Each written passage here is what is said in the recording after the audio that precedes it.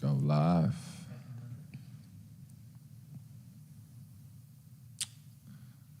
Cool, looks like we're live. Awesome. Well, good evening, everyone. Welcome to a fascinating Q&A. We've got Warwick Williams here from Fuji, National Digital Training Manager, which is a mouthful. We've got we've got Misty, CameraPro representative, and also an avid landscape shooter. I myself am a big medium format fan. I started in the early days, and I had a few cameras. I got the Mamiya 7 and a few others, but I'm really excited about this release. So we're going to get straight to it. Warwick, I'll let you introduce yourself, good sir. Okay.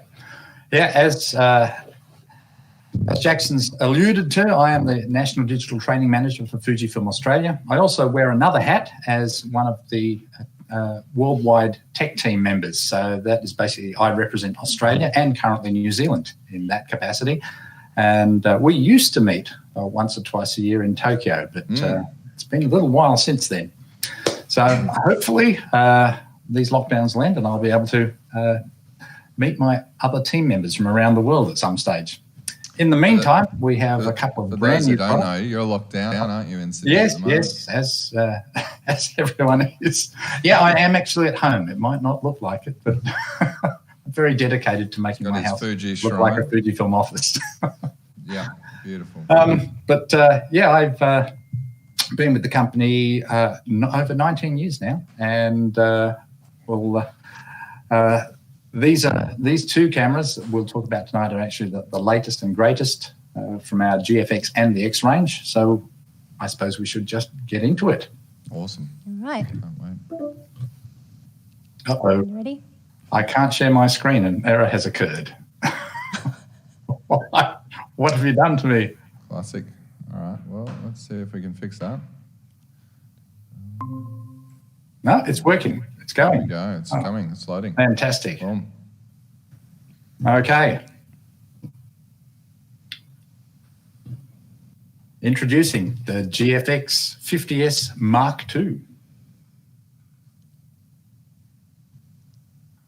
You know, with a sensor 1.7 times larger than a full frame camera, and in fact over 100 upgraded features, GFX 50S Mark II offers incredible picture quality, smooth graduations, accurate color, and all in a package that traditionally would be so much larger and more expensive.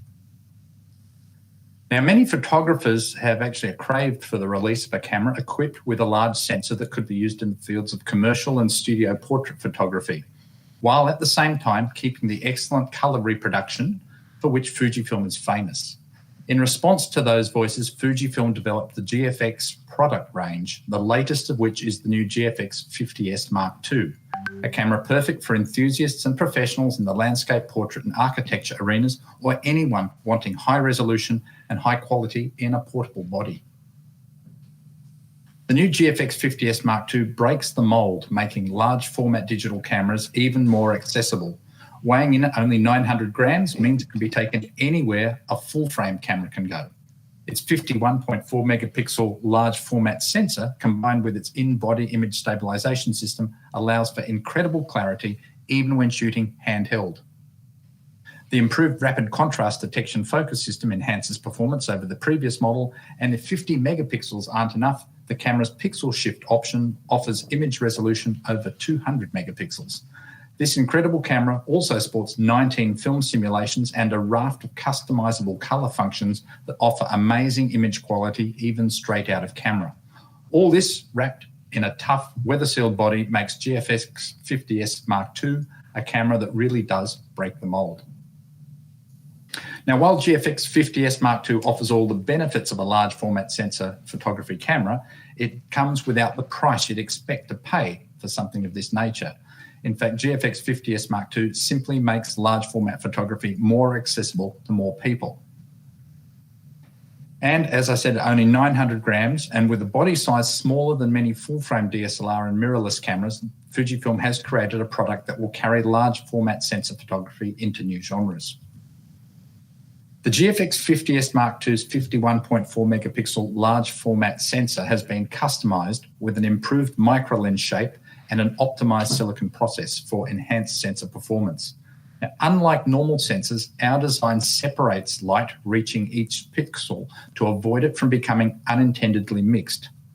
This enhances high resolution, offers wide dynamic range, beautiful bokeh, plus the ability to crop, yet still retain wonderful image quality. GFX 50S Mark II spearheads a whole new era of large format digital camera systems. An updated autofocus algorithm brings subjects into focus quickly and even in light levels as low as -3.5 eV. Combined with responsive tracking and reliable face-eye detection, the GFX 50S Mark II lets large format photographers enjoy reliably accurate autofocus even in low contrast situations. GFX 50S Mark II offers up to 6.5 stops of image stabilization from its 5-axis in-body image stabilization system, meaning handheld shots, even in low light, are more than possible. Fujifilm offers a range of unique film simulations that emulate iconic analog films of the past. Now, colour is very much a personal perception. We understand that. It's something referred to as colour memory, the way people remember colour. Fujifilm film simulation modes allow photographers to record scenes exactly the way they see them. Hence, there are multiple film simulations and multiple ways to customize them to individual taste.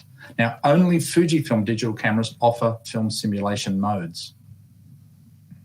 Taking full advantage of its high-precision IBIS mechanism, the GFX 50S Mark II offers up to a 200-megapixel true colour recording mode.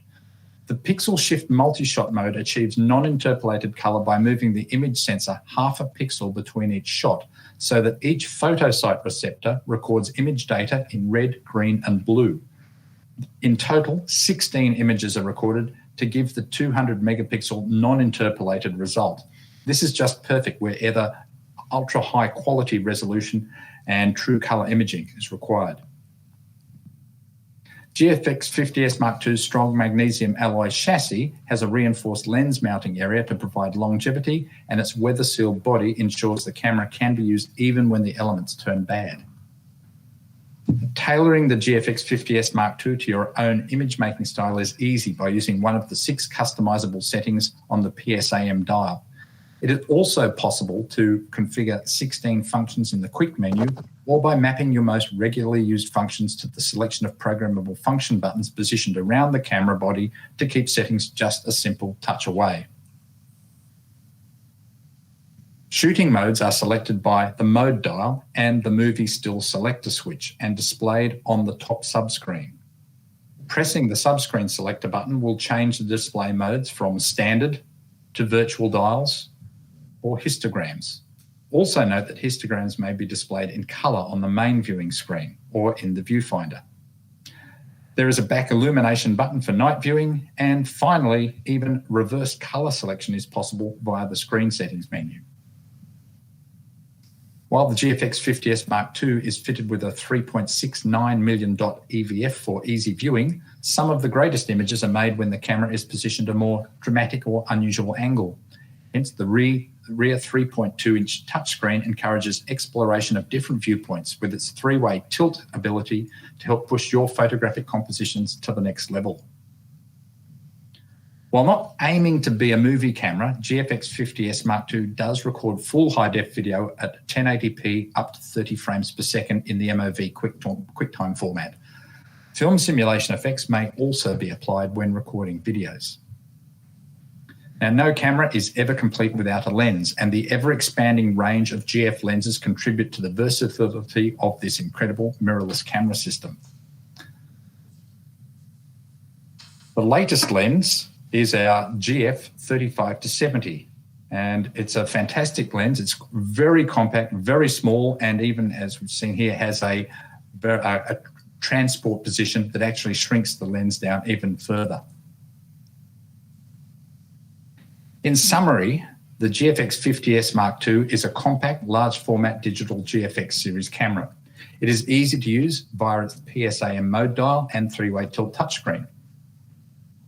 It offers high-performance features like 5-axis IBIS and 19 film simulations, and can even provide 200-megapixel true-color pixel shift imaging. The new GFX 50S Mark II, it really is more than full frame. So now let's move along to another new product, because we're also launching the new Fujifilm Xt30 Type II, offering new and improved features over its predecessor. Yep.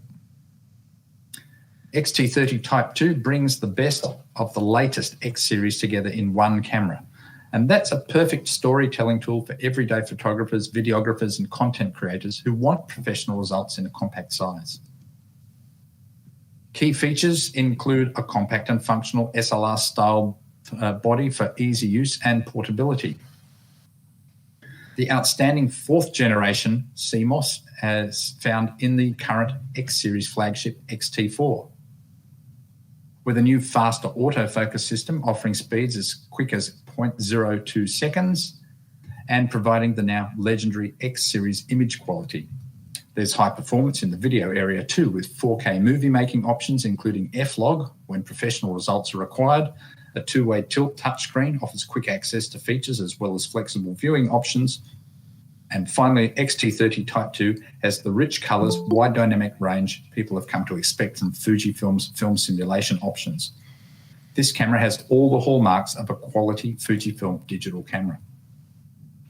Now, Xt30 Type II is one of Fujifilm's X-Trans range of digital cameras and will appeal to both amateurs, enthusiasts, content creators, and travellers.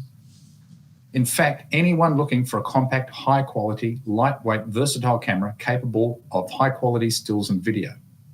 Being so portable, it will also be appreciated by those wanting to upgrade from a mobile device. Instantly accessible mode and shutter dials allow for simple, easy, and speedy operation. When the advanced SR Auto mode is selected, using the auto override switch, the camera examines the scene and automatically selects optimum autofocus and exposure settings.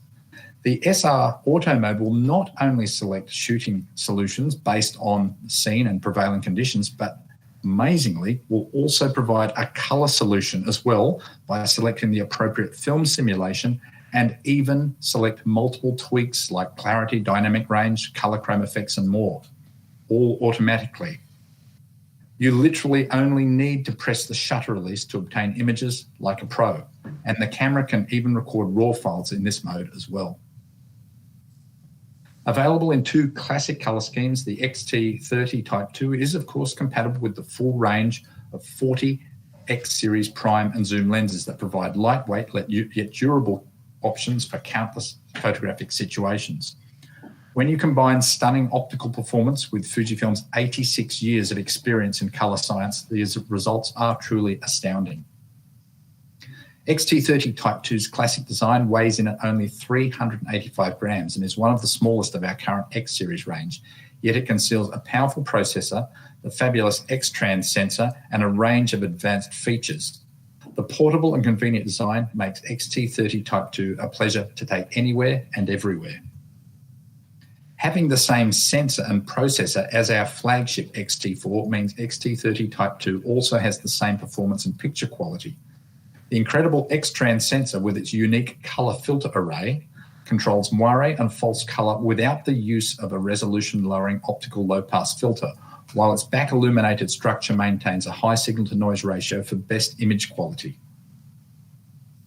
No matter what the occasion, there is only one chance to capture a special moment. Xt30 Type II's X Processor 4 uses the latest programming to improve the camera's ability to track moving subjects, as well as boasting autofocus speed and accuracy. The super-fast 0.02 second autofocus system is designed to give reliable focus with precise face and eye detection and dependable subject tracking right down to -7 EV, which is virtual darkness. Such outstanding functionality means Xt30 Type II is always ready for the perfect picture, no matter how spontaneous you may be. The Xt30 Type II features a 2.36 million dot EVF that allows the user to identify subject movement quickly and accurately. Now, unlike an optical viewfinder, the electronic viewfinder displays exactly what the sensor will capture, including the effects of exposure and film simulation, etc. Touchscreen autofocus functionality and other touchscreen features operate even when the EVF is activated, so you can still make touch adjustments while looking through the viewfinder. Recording photos from different perspectives is so easy with Xt30 Type 2's large two-way 1.62 million dot tilting touchscreen. What's more, Xt30 Type 2's advanced face and eye detection automatically ensures the focus is exactly where it should be. Fujifilm's legacy in colour science is at the root of so many famous images, and Fujifilm's film simulation modes recreate some of the industry's most loved film emulsions and places them right at your fingertips. Xt30 Type 2 features 18 film simulation modes, including a Turner bleach bypass that creates a beautiful desaturated high contrast look that is perfect for classic style movie recording. Developed from knowledge and technologies accumulated over 86 years, Fujifilm's film simulations produce superb depth, saturation, and tonality that need little to no adjustment.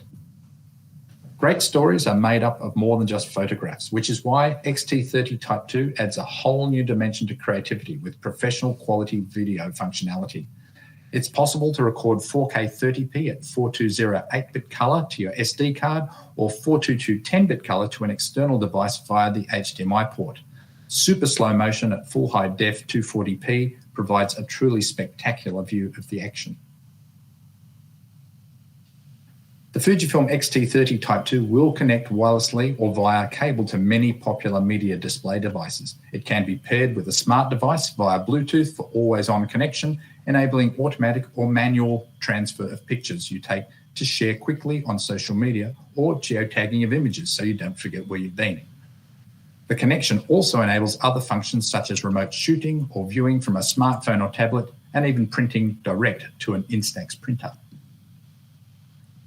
There are now 40 lens options in the Fujinon X series lens range, including the latest 23 and 33 f1.4 lenses that offer plenty of choice when you require a particular focal length.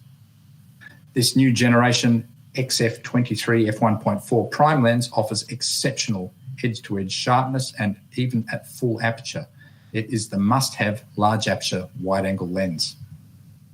Like the new 23, the new XF33 1.4 offers beautiful image quality as well. It's fast and accurate and has a silent linear motor-driven autofocus system. This is the perfect all-round large aperture standard lens that should be in every photographer's kit. The XF23 and XF33 1.4 lenses are new generation XF lenses and join the XF18 f1.4 to make a desirable XF weather-resistant prime trifecta. And of course, they work perfectly with the new Xt30 Type 2, designed with easy-to-use features, high still shooting performance, and not forgetting high movie quality recording performance as well. Carry less, create more with the new Xt30 Type 2. So thank you very much for sitting through that presentation, and I'll now return to our host, and probably have some questions, I would assume. Awesome. Misty, I see you prepared some questions. What would you like to ask Warwick? Well, we had some sent through from customers or Fuji shoppers, and I guess a couple of the ones big that came through was, why would someone choose the 50S2 over the 100S that came out earlier this year? Well, not everyone, I guess, has the same amount in their bank account. The two cameras are very similar. I mean, physically, they are identical. Yeah. So, there's no difference physically. You get a few pixels less, but there are some advantages that 50S has. Certainly, the pixel size is larger, and the customized micro lenses can add a slightly different feel, I think, to your picture. Yep. The autofocus system is a little bit slower, but I guess you've got to put that in context. It's still only slow compared to the 100S and the 100, which means it's probably about the third fastest medium format in the world then.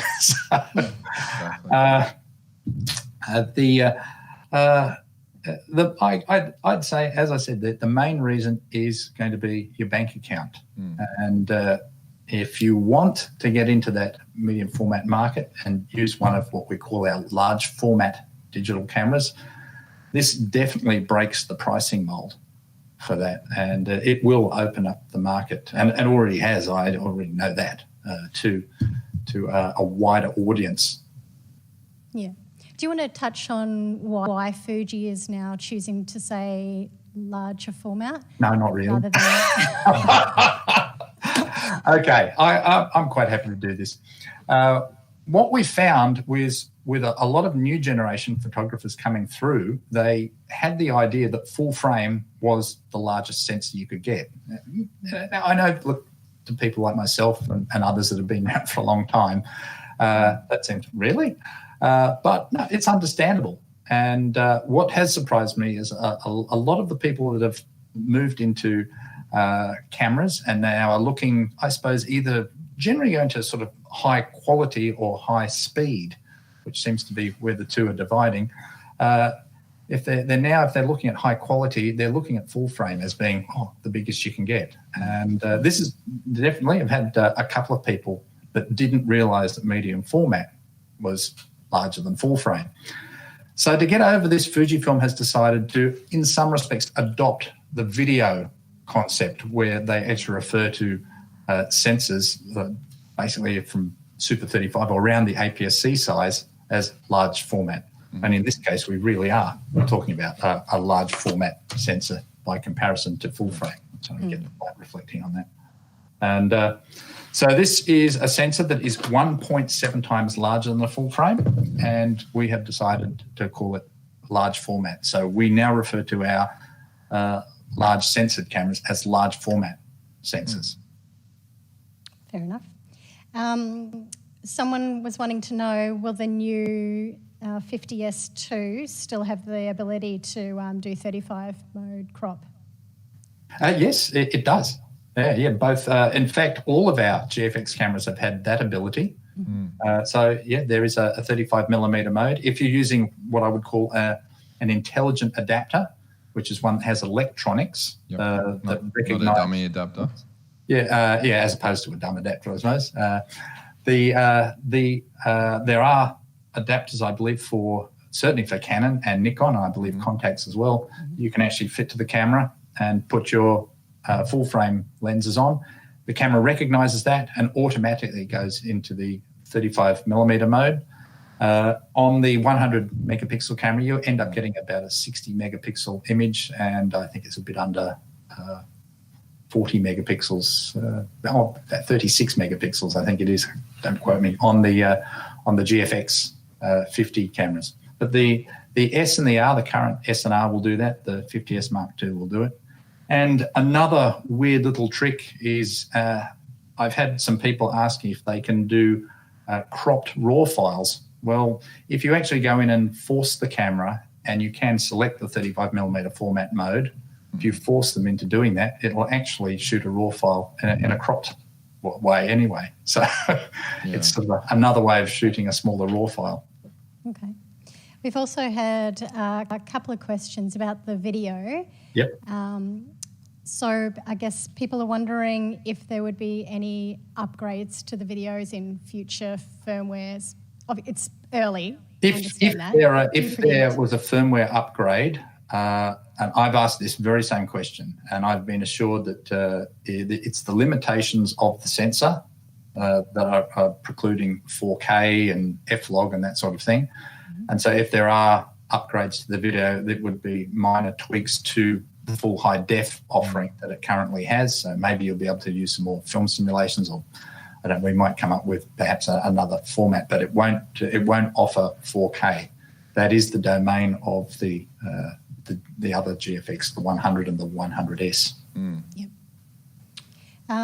Will this one connect to the app? Yes, it will. Yeah. In fact, I believe also it's already compatible with Lightroom, and I believe not far off from Capture One either. So, it is compatible with the app already. Will it have full control with the app? Full control as far as we do it at the moment. So, yeah, you can select different modes. You can choose different modes. You can... I'm always a little bit nervy. When you say full control, I guess you don't get every single bit of control that you get out of using the camera with your hands. But there's a lot of options on there. You select your apertures and ISOs and do most of the stuff, I'm sure, that you'd want to do and change film simulations. Yeah. With the summit, they announced that the new 50S 2 has over 100 new features over the original. Yep. What are your favourites? I thought you were going to ask me to read them out, and I thought, Yes. I can do this. He was prepared. Really, I think my personal favourite is a hardware feature. That's the in-body image stabilisation. So having used the 50S and actually used it quite widely, that came out in 2017. I tested it very heavily. Unfortunately, I actually had it for about 4 months before its release, tested it in the lab, and then actually did an overseas trip for 6 weeks, basically, where I actually used the thing and photographed Petra, went through the Middle East. That camera copped so much. It's unbelievable in terms of weather. It's been in rain, it's been in snow, it's been in heat, and it's been knocked around, and it did not fail me. The one thing I noticed is in particularly low light, I really had to stay very steady. And so one of the first things I did with this camera, just to see how good the stabilizer was, and it is. It just gives you that bit of extra stabilization that allows you to use the camera in just a wider number of situations. So for me, obviously the ISO down as well. Warwick. Oh yeah. So being able to, I suppose the small size, but being able to just use it where you need it in that image stabilizer. That image stabilizer is worth dollars. Warwick, did I see in your slide there that the GFX, the 50 Mark II, does that have a higher level of IBIS than the 100S, or was that comparing it to the 100? Ooh. Yes, it does. Yeah, it has half a stop more than the 100S. Yeah. So there's just it's a sneaky little bit. There is speculation that they're going to try and give the firmware upgrade to 100S and 100, but at this stage of the game, certainly that's the half a stop edge that the 50S has over its slightly higher price compatriots. That's already another feature for the 50 over the 100. Yep, yep. Also, obviously, larger file sizes in the 100, so filling up your computer and your SD card a little less with the 50. It definitely does. Look, if you really want large file sizes, use the pixel shift. That picture I showed in my presentation is actually a shot from the pixel shift mode. It's just under 205 megapixels. Mm-hmm. What has fascinated me with this is its ability. Look, I have no proof of this, but it does appear to line up detail in the picture, not just the frame of the picture. Right. So there's a certain modicum of movement it seems to deal with. Now, if something's moving quite a bit in some of the pictures I've taken of that scene, I've had boats going past or people walking past, you can sort of almost see a bit of a ghost image there. But I'm surprised how well it puts together moving clouds and waves in water and things like that, and they come out looking very clear. Mm-hmm. So the pixel shift is quite fascinating. I find you can get away with using it for landscapes, no doubt, and even with a certain amount of movement in the picture, it comes out looking really good. Probably another question too, Warwick, for everyone out there that's listening. Who is the GFX 50 Mark II for? I think it's really aimed at the mid to high end full frame users. So anyone that is in that market, perhaps other than those that are after a camera for sport, if you're looking for high speed continuous shooting, 10, 20 frames per second, I mean, that's in the domain of your full frame and your X series cameras as well. Yeah. This will do 3 frames per second. But the quality, the resolution out of here is phenomenal. And I know from using all of the GFX cameras, I find them fascinating for street photography because they're small enough to use for that. But the simple fact is, so often if you look like you're taking a photo in a street scene, it can actually affect what's going on in the street scene. And so I've taken a lot to shooting from the hip. Sounds sneaky, but I've become pretty good at it. But the GFX, it's almost like a surprise when you view the photo. Yeah, there's so much detail in there. You can find multiple pictures within the one picture. And it's amazing how much you can crop out. So if there's a little bit of rotation required or a little bit of cropping required, it's easy. You'd be amazed at how much you can actually crop out of the picture and get a photo quality resulting image. Just with the, thanks for that, Warwick, but just with the Processor 4 upgrade, that'll bring it in line with future firmware upgrades as well, no doubt? Well, yeah, having a quad-core processor just gives it a lot more grunt power, so it will process things quicker, faster and quicker. Obviously, in this case, some of that processing power is used by the image stabilizer and the other things to get the camera to run as quickly and efficiently as it does. Yep. But yeah, that also brings, this is why its operating system is very similar to things like the Xt4. And so you've got a lot of those Xt4 features in there, like your 9-shot multiple exposure and the focus stacking and things like that the earlier 50S didn't get. Yep. Do you find that will affect AF speed?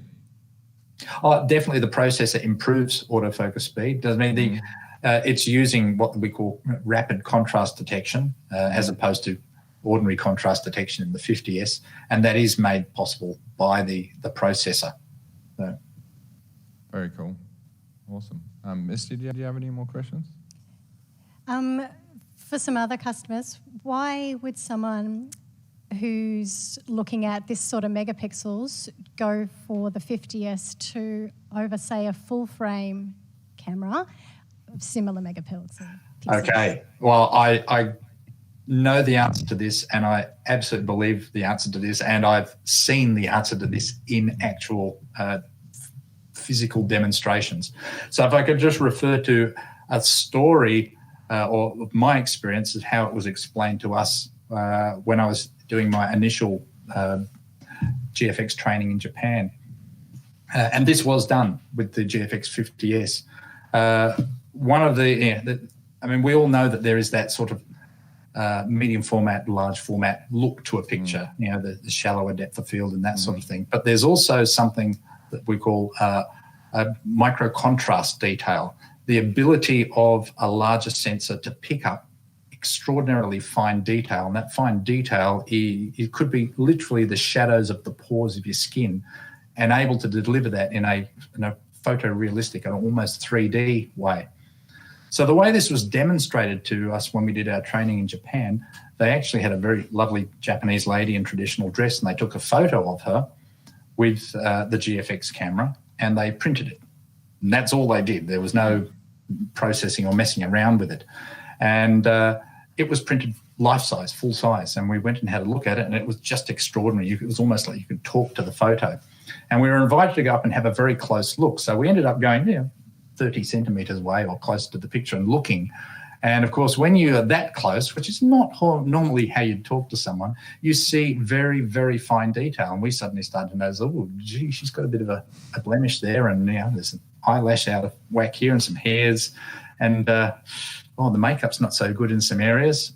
And so they actually took that photo, they gave it to an expert in Photoshop who actually cleaned up all of our criticisms, if you wanted to say, until looking at the picture on a screen, we all agreed that it was better now that they'd smoothed out all these imperfections and made her perfect. So we went to lunch and they reprinted the photo and they stuck that photo right next to the original picture.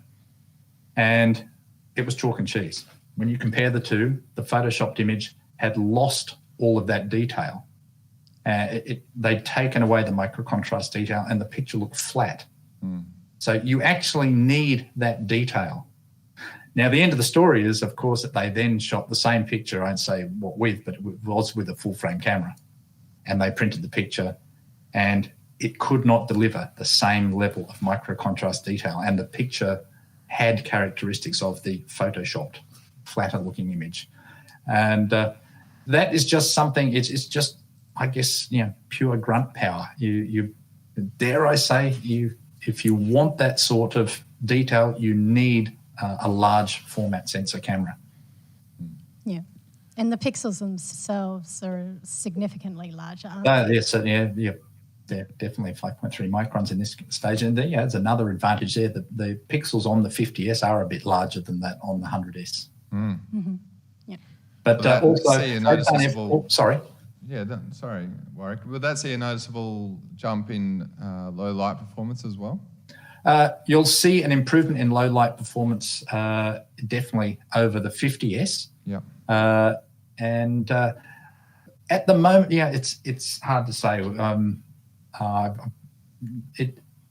In terms of focus performance, it's probably lags a little bit behind the 100S, but there are advantages in low light for picture detail or image detail, given the customized micro lens shape and the physically larger pixels. So I guess what it loses in one area, it picks up a bit in the other. Exactly. And for anyone out there that looks at the lens lineup and says 63, it's only 2.8, 45, it's a 2.8, but what does that mean in 35mm? Well, I think you should, if you're in doubt, pick up the 110 f2 and take a photo. It's probably more along the lines of a 1.2, 1.4 aperture in a full frame camera. Yep. I remember when I got my 110, one of the first pictures I did was inside a department store, because I was carrying the camera everywhere. I took a photo of a guy, and the background was terrible. It was you just wouldn't take a portrait photo in that sort of environment. But at f2, you could just blur it out, and it just became a mass of color and swirls, and it actually looked really good. So, you wouldn't do that at f2 with a full frame camera. Yep.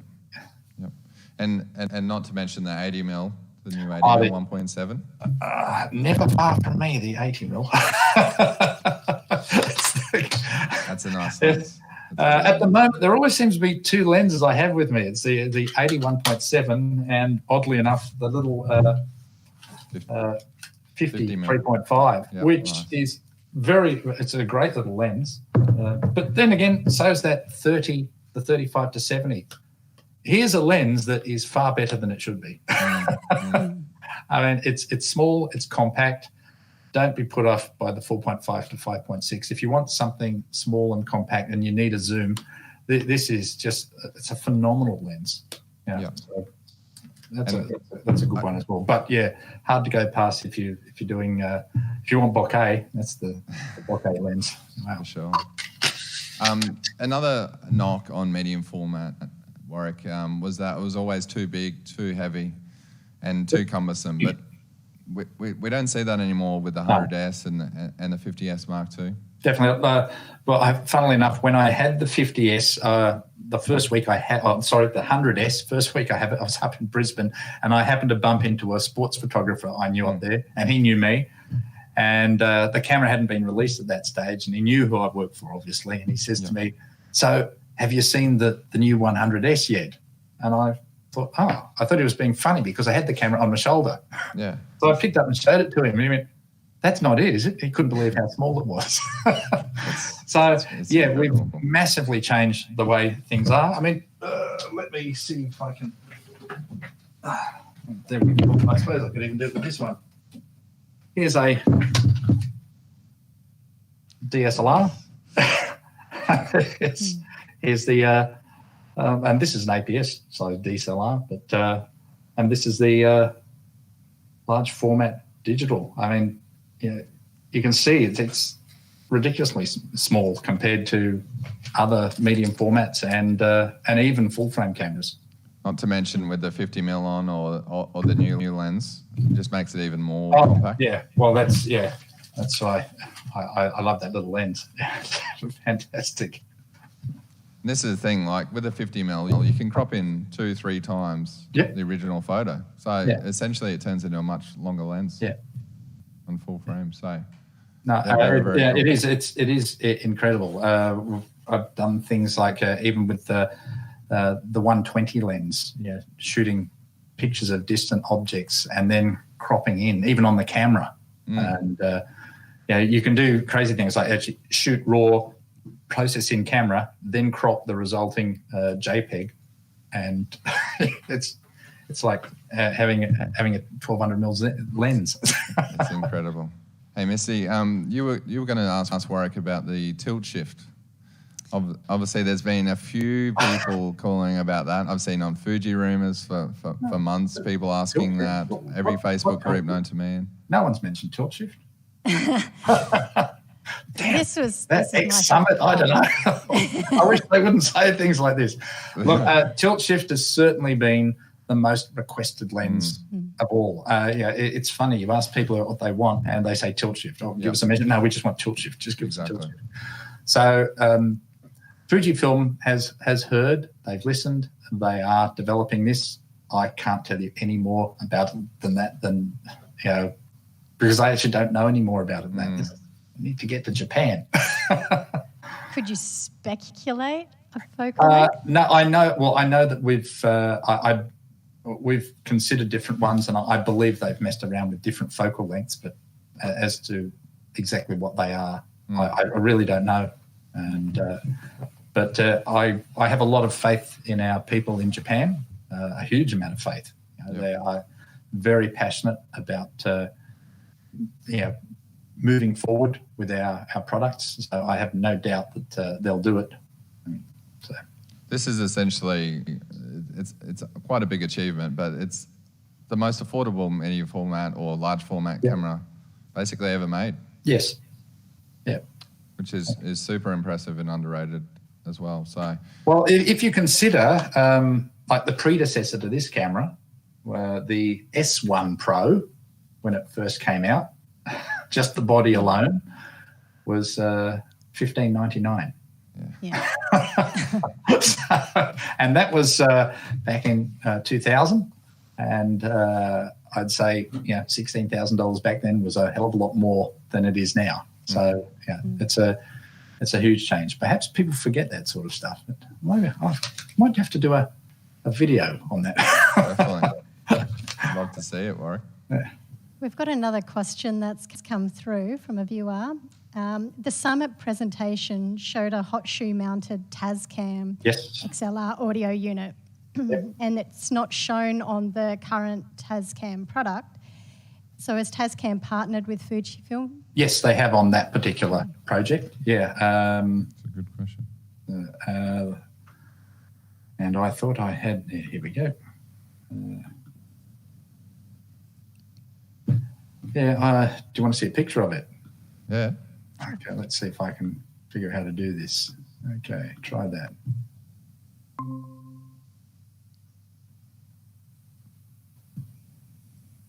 So, there it is. Yeah. Got it.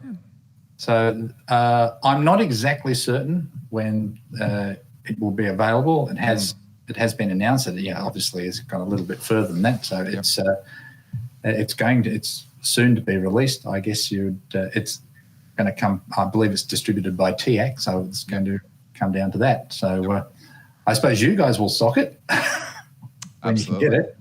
But it offers 4 channels, and it's run with the firmware upgrade. You can run it via the flash hot shoe mount. But if you haven't done the firmware upgrade, then you'll have to run it with cables. Great.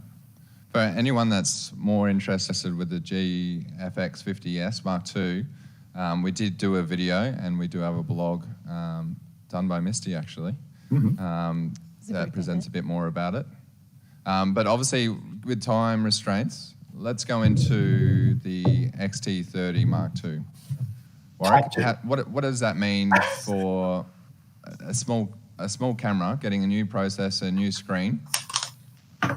Well, I suppose it looks like there's not much of a change. You get the screen that comes from the Xt4, but to run that screen actually requires more RAM and other things inside the camera. So while they're calling it a Type 2, it's certainly got a little bit more in it, And that also affords it the ability to run the features of Xt4 in many respects. So you can do your 9-shot multiple exposures. Yeah, you've got additional things. Obviously, it doesn't have everything that the Xt4 has, but you've got the high-speed focus, the 0.02 of a second focus.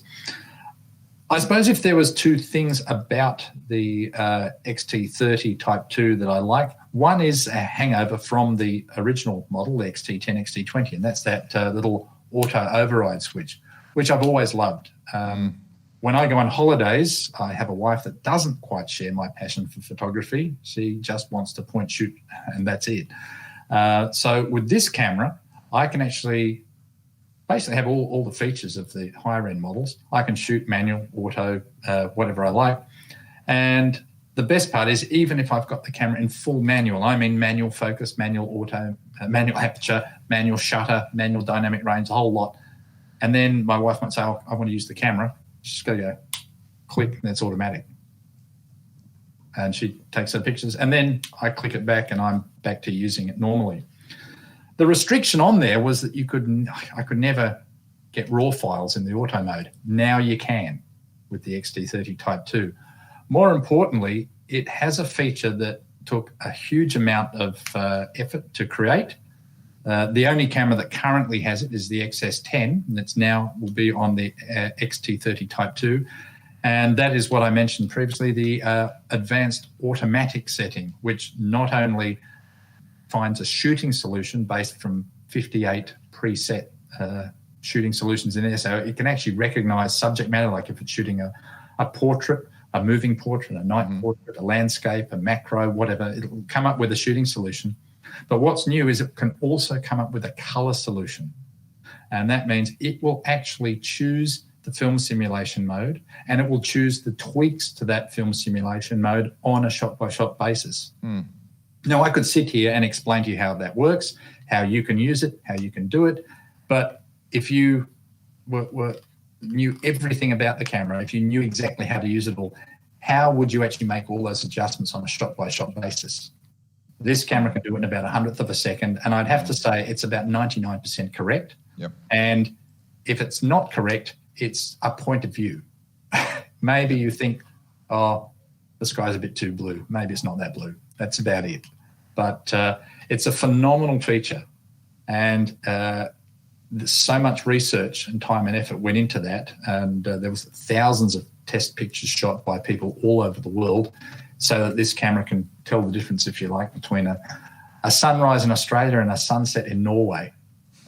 It's a pretty powerful feature that really does allow anyone to use the camera and get far more professional looking results. So that would be, I think, that's the biggest feature. And to be able to flick that feature on just by flicking that switch, and on or off anytime, makes it a very, very usable camera, especially if it's being shared between a couple of people. Absolutely.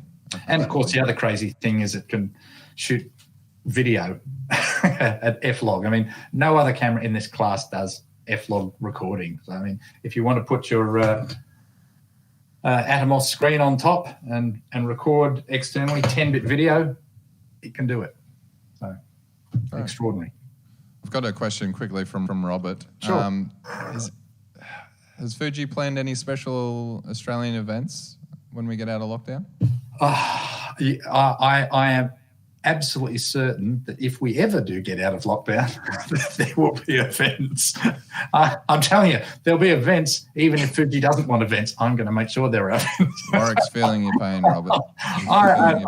I've done this job for a long time. I've got very used to traveling around and seeing people, not only the retailers, but the customers of those retailers. And to be honest, I don't miss the travel, but I do miss the people. And so I really, really am looking forward to getting out of this lockdown and getting out and seeing people again. It's a funny thing, because I remember when you came in last to CameraPro, you talked about going to Japan and getting a bit of feedback, or giving them a bit of feedback on products as well. Is there anything you would like to say with Fuji Japan at the moment? Like, is there anything I actually that you are think, unhappy with? considering the difficulties that we've had worldwide, yeah, thank you. I mean, we brought out cameras last year and this year, and we've brought out lenses and accessories as well. And it wasn't until someone pointed out to me that hardly anyone, any other camera companies had really brought out new models in the last 12 months. And I know there have been some, but we've really forged ahead. And that's to me, I've always had, ever since I have been to Japan and did the factory tour and met the techs and met the people that designed the products, I've had a huge amount of respect for them, and even more so now. Yeah. For someone that doesn't know Warwick, he gets his energy from other people, I think, and talking about his passions. Obviously, cruise ships being one of them. We won't go into it too deeply, but I know you're probably... I'm having withdrawals from as well. Yeah, I know you're struggling. But I love what I do. I love testing the cameras, but even more so, it's actually getting the cameras out and doing something real with them, with real people. And that's why I advocate people should take photos. Everyone should take photos. You are the important people. You're the real people, not the people you see on TV. Take photos, record the history, and record the history of real people like yourselves. Another personal question from me. Those photos you posted with the pixel shift, was that your backyard there, Warwick? Well, it's what I can see from my backyard. Not a bad view. In winter, it's fantastic. That's the best part. In winter, you get these incredible sunsets. And once the sun drops behind the other side of the bay there, and if you get the clouds in the right position, the tide's high, then you get beautiful orange-red clouds, and it reflects on the water. And these cameras are just phenomenal for recording that. Absolutely. Just quickly to the other releases or announcements. Yep.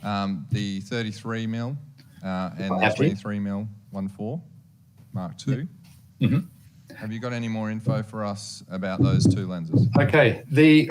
As I said, they are the stable mates of the 18 f1.4. I don't have a 23 1.4, but I do have the 33 1.4. So they're all made along a similar line. So they're a little bit different in size. They all use a 62mm filter, I think. Or no, that's 62mm, that one, and these are 58. Yeah, 58 on the 23 and the 33. And the 23 and 33 also share the same optional metal lens hood. So if you've seen the current 23 and the current 16mm, it's that style of square or rectangular lens hood. One thing I will say, these in the tests and in the MTF specs that we've looked at, they have a higher resolving power. And I'd have to say, no disrespect to the previous lenses that are fantastic, but the build quality on these is just, I don't know, there's something else. There's something so tactile about the focus ring on here. It's still a focus by wire, if you want to call that, drive by wire. Yep. But I don't know, the aperture ring, the focus ring, is just a little bit, I think, a little bit of extra quality in there. It's great to see the X series line getting fully fleshed out now. So we're seeing obviously the 33, the 23, the 18 1.4, the 16s. It's looking really impressive. Well, it's giving a lot more flexibility. You can go for the small compact lenses, like the little pancake lens. Yep. And we've obviously upgraded that with an aperture ring and such like. The 27. The 27. And of course we've got the small range being the 16, which I love using on the X Pro camera. And of course, then there's the 23, the 35, and the 50 in that range as well.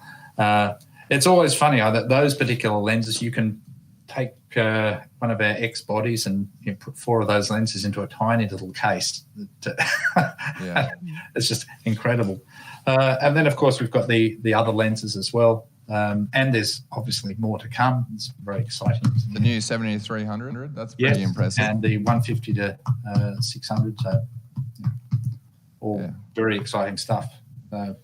But we have to be patient. Definitely. What's any release dates for those lenses, and obviously the GFX 50S for anyone that's interested as well? Released, I don't know. I think they're all planned for next year. Okay. Well, not all of them, but some of them next year. And I know some of those lenses they mentioned at the X Summit were into 2023. But, I suppose a lot of it's going to depend on the worldwide situation ultimately as to how it all goes. Exactly. I think the GFX is sort of being planned to hopefully be coming out next month at some point. Oh, well, actual availability, should be end of, perhaps even end of this month, actually. Yep. Actual availability of the 50S2. Xt30 Mark II. And same with that, should be.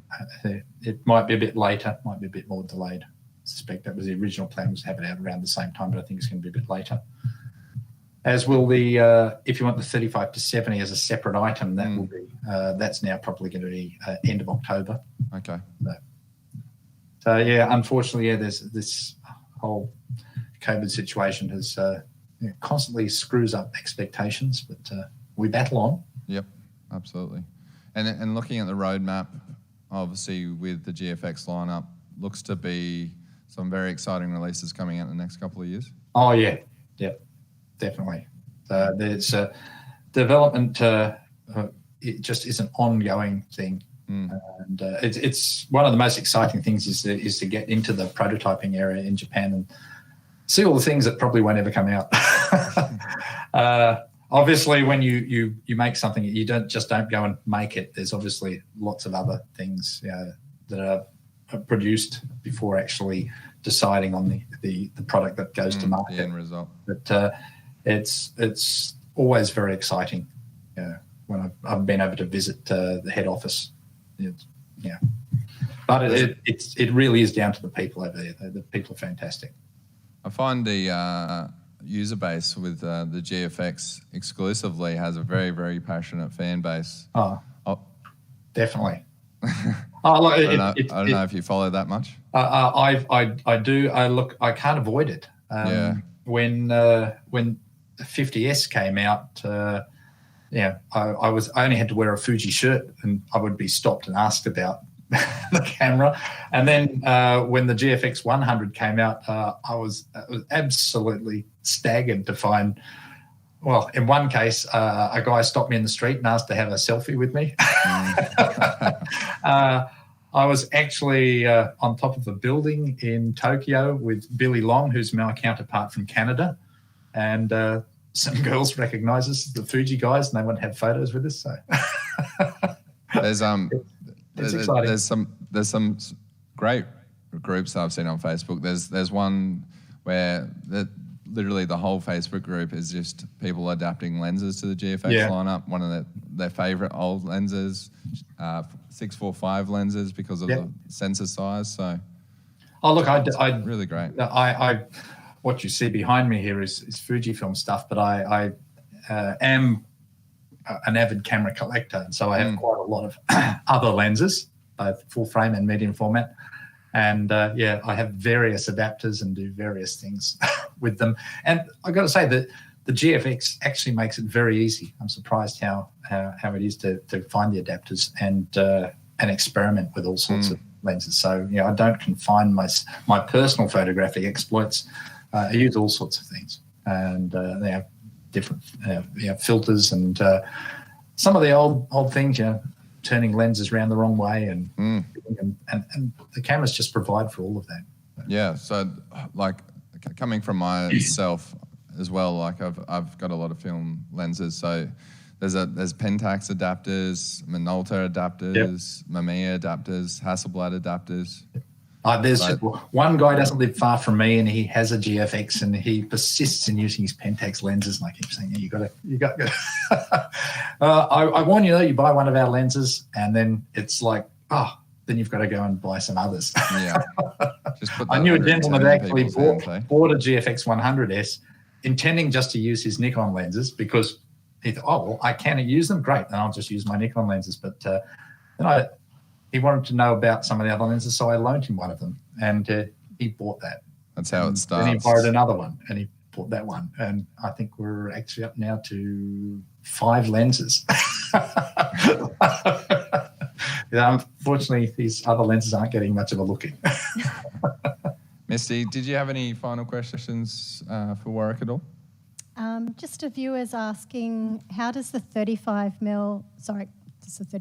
33 mil? Yep, the f1.4. How does its linear motor work for manual focusing? Well, linear motors, I mean, God, in a past life, I actually used to work on linear motors, believe it or not, long before I was in the photo industry. And they're essentially a very exact way of moving the camera, of moving any elements within the camera. So our stabilizer systems and focus systems with lenses that have the LM delineation on them actually you do their movement via that method. So a linear motor is essentially an electronic motor with a sort of an electric stator that I say floats, but obviously it's guided between two electromagnets for, I suppose, one way of explaining it. It means that you can actually move the anything connected to that very exactly, and if it's adjusted correctly, very silently. To give you an example of that might make a bit more sense, the linear motors I used to work on actually were inside a word processor printer many years ago. That word processor could take an A4 sheet of paper and literally print out character by character a page of text, and then you could actually use its linear motor to scroll the page back and go exactly to one character where you might have made a spelling mistake and lift it off. And that's all was all done by linear motors. That's how exact that can be done. And this, in a much smaller, miniaturized version, has been created by Fujifilm so that in this case, the focus is done that way. So rather than using a DC cordless motor or a stepper motor or something like that. And we got word the GFX 50S Mark II will be available from the 23rd of this month. Oh, it sounds like there must be someone else on the line. I think someone else is listening. Yeah, that's the Duke. Yeah, exactly. God, I can't say anything without being spied on. Exactly. If anyone else listening would like to ask any questions to Warwick, please let us know. We're probably going to wrap up in a couple of minutes. Warwick, where do you see the future of medium format or large format? Well, for us, it's going to be creating more product that's, that is obviously going to impinge more into the full frame area. Obviously there's going to be more models. Those models are going to get better. There's going to be better technology and things like that. Fujifilm has always looked at the future and looked at different ways of doing things, in particular with sensors. And that much is pretty obvious from our Super CC days back in 1999. We always did things a little bit differently. Our film simulations, I guess, will expand out more as well. I'm sure that the aim ultimately, and it always has been, to create the end product in camera as good as you would get out of a post-processed image as well. Yep. And we are going that way. And some of the interesting experiments I've been asked to do recently have been exactly that. Take a photo, process it in some sort of processing software, get it the way you like it, and then go and replicate that in camera on a JPEG. And I've been surprised how close I've been able to get, actually. So, and I guess also that advanced auto mode is all part of it. Being able to get professional results, all the results exactly the way you want them in camera. I mean, it's faster. I'm not saying that it's going to be an end to post-processing software. There'll always be a need for that. There'll always be a need for the Photoshops and the Capture Ones and the Lightrooms and things like that. But it's fun. It's exciting. There's going to be new hardware, new firmware, new software, and I look forward to it. It keeps me going. Just a quick personal question as well from me, Warwick. Uh-oh.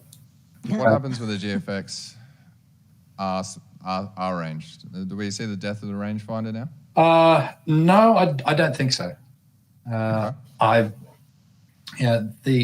We've both in the X series and this series, we've kept the rangefinder style around. I'm pretty sure there'll be more of that in both X and GFX. Mm-hmm. So,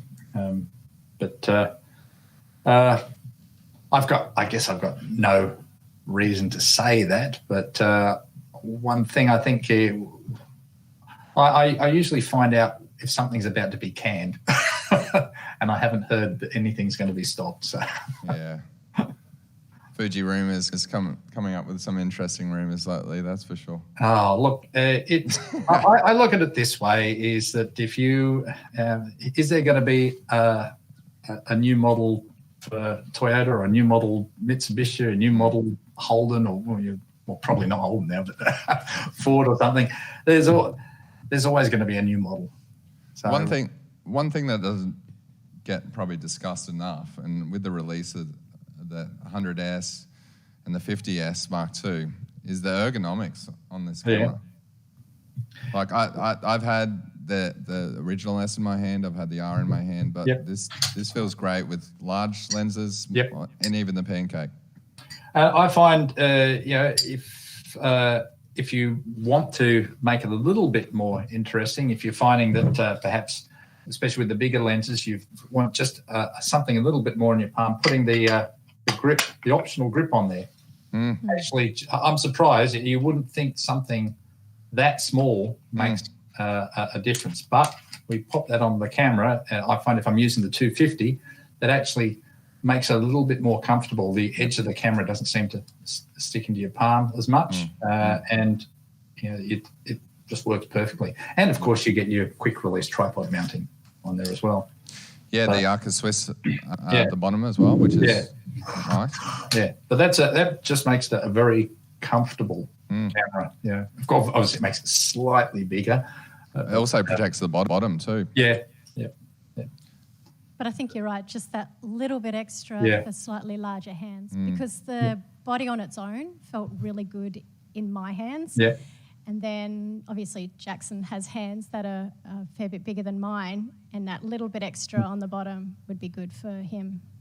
And it's such a useful, it's such a functional camera shape too. I mean, I've used the 100S in various things, and even out at a racetrack before this lockdown. It was been raining out at Sydney Motorsport Park, and it was managing to suddenly realise at the bottom of these stairs was this huge puddle with this lineup of cars. And I could actually put the camera on the ground in the wet. People think I'm mad, and actually get a beautiful reflection in the puddle of the cars all lined up. So it's just so flexible. The things you can do things with this that just perhaps wouldn't normally think of doing with a camera of this nature. But I think once it's in your hand, I've already actually had a guy who photographs extreme sports talking to me about using this. I mean, imagine using a large format camera for extreme sports. So, I like people are going to say it's not for action, it's not for sports, and that's never been the medium format bread and butter. But honestly, I reckon if you're good enough, the autofocus is more than capable. Oh look, I don't know if you remember, but when I came back from Jordan and shooting Petra, there was some crazy guys riding horses at full tilt gallop, and I photographed them with the GFX 50S, and had no trouble getting the photos, and you could blow the photos up and see this is a horse at full gallop. You could see the eyelashes on the horse. And then with the crop, with the ability to crop in, it's crazy. The cropping is just incredible. So cool. Well, we might start to wrap up, Warwick, and we certainly appreciate your time. I'm sure in some way giving you some people to talk to for a little while. Well, it's fantastic. I as I said, I miss everyone, and it's nice to see you guys again. And the only way it could be better is if I could come up there. Yeah, well, soon enough, I'm sure. Yeah. Well, if anybody has any other questions, they can always call through and ask the team here at CameraPro. And if we don't know, I'm sure we can contact you, Warwick. No problem at all. It's always on for you guys. Just before we go, I would highly recommend anyone that has any doubts about the size, comfortability, ergonomics of the new cameras, and especially in the GFX lineup, just get a 100S or a 50S Mark II in your hands, because it is incredible. Yeah. Awesome. All right. Well, thanks, Warwick. Thank you so much. And thanks, Misty, as well. If, as Misty said, if anyone has any questions or want to know any further information, we did put the blog out and the video. But I'm sure we could ask Warwick any further questions as well. Sure. Anytime. Awesome. Thanks, Warwick. Thank All you the best, very and much. hope you get out of lockdown soon. I hope so. See you, Warwick. All right. Cheers. Bye now. Thanks, Warwick. Good night. Bye now.